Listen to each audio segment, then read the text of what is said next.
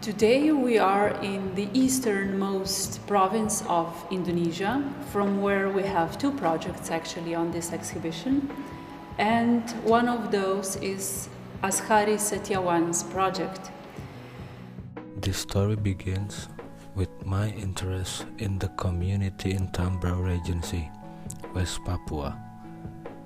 In the midst of such rapid development, people of Tambrau jointly commit to always protect their environment and culture so it remains sustainable for the next generations.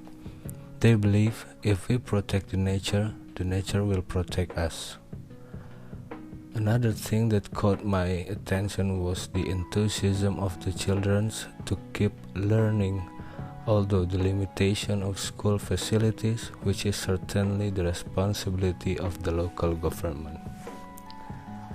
Here I want to spread their story of a community and their commitment to protect nature and culture. A community that continues to grow and still live harmoniously alongside their nature.